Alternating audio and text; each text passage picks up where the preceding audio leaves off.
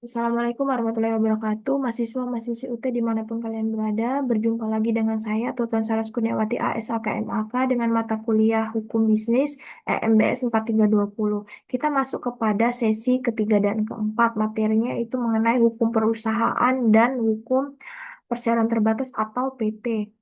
Langsung saja kita membahas.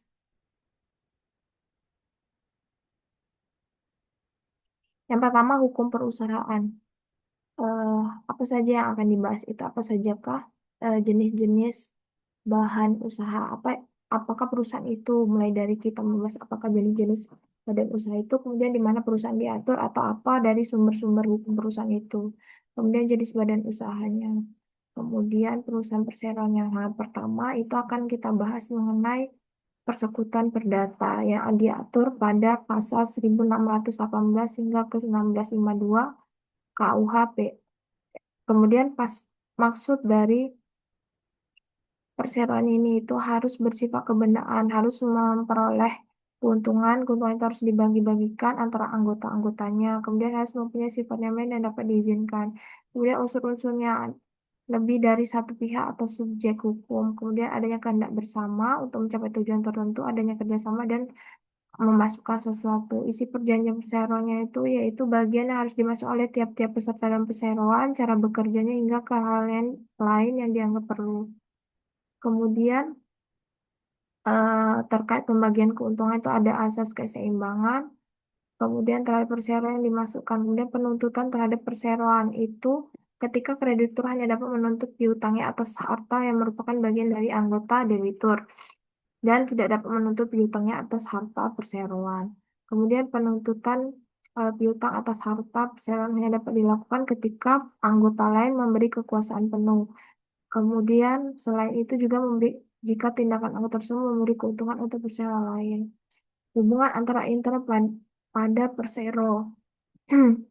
Kemudian persekutuan firma, ini salah satunya diatur pada pasal 16 dan 18 KUHD.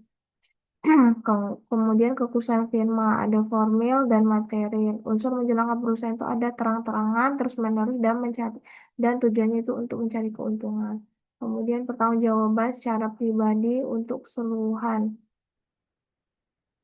Kemudian status hukum firma itu bukan sebagai badan hukum melainkan karena tidak ada pemisahan kekayaan.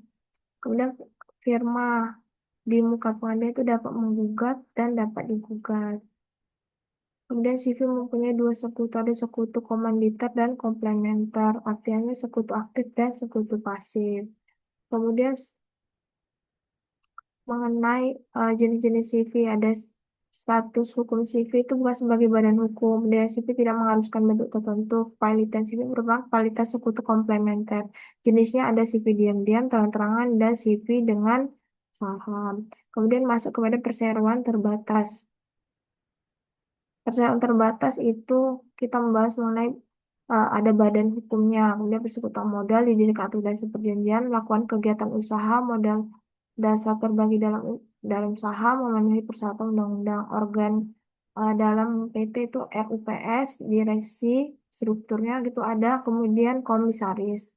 RUPS itu rapat umum pemegang saham, yang mana memegang kekuasaan tertinggi dalam perseroan terbatas yang memegang segala wewenang yang tidak diserahkan kepada direksi atau komisaris.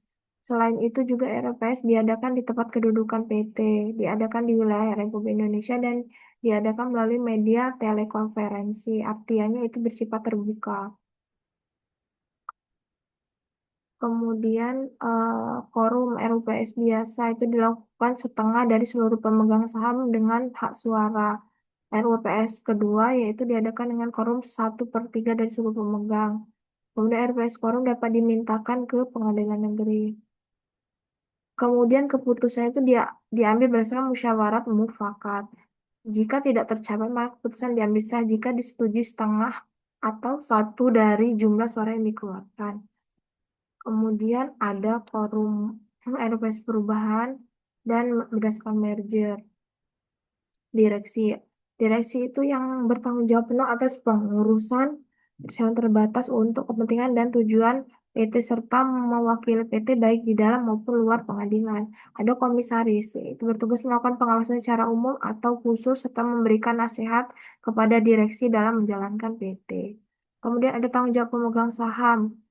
Artinya dia bertanggung jawab atas kerugian yang melebihi nilai saham yang telah dimiliki. Kemudian piercing the corporate veil. Kemudian pendirian PT atas dasar perjanjian minimal oleh dua orang atau lebih. Kemudian akta otentik dalam bahasa Indonesia. Akta pendirian dimintakan pengesahan kepada Menteri Hukum dan HAM, Badan HAM yang berbadan hukum, kemudian didaftarkan dalam daftar perusahaan, diumumkan dalam tambahan berita negara. Kemudian pengecualiannya itu pendirian minimal dua orang tidak berlaku dalam hal persyaratan yang sebelumnya sahamnya dikuasai oleh negara. Kemudian PT mengelola bursa efek, lembaga clearing, hingga ke lembaga lain diatur dalam Undang-Undang Pasar Modal. Kemudian pembuatan hukum satu, hukum dua, hukum tiga, kemudian modelan saham, modal dasar, modal satu dan anggaran dasar misal minimal itu 50 juta, modal ditempatkan, modal yang disanggupi minimal 25% dari modal dasar, kemudian modal disetor 25% dari modal dasar. Kemudian merger, konsolidasi, dan akuisisi. Merger itu penggabungan dua perusahaan atau lebih dan mempertahankan salah satunya dan membubarkan yang lain. Kemudian konsolidasi itu peleburan dua perusahaan atau lebih dan mendirikan perusahaan baru serta membubarkan perusahaan yang ada tanpa dilikuidasi. Akuisisi itu pengambil alihan seluruh atau sebagian besar saham yang dapat mengakibatkan beralihnya pengendalian terhadap perusahaan tersebut.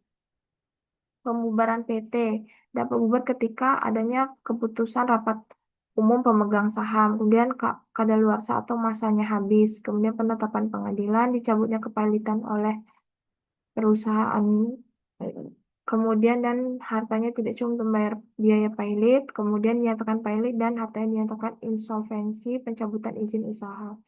Mungkin itu saja yang dapat saya jelaskan. Semoga mahasiswa-mahasiswi UT dapat mempelajari materi pada sesi ketiga dan keempat itu mengenai hukum perusahaan dan hukum persaingan terbatas. Terima kasih. Wassalamualaikum warahmatullahi wabarakatuh.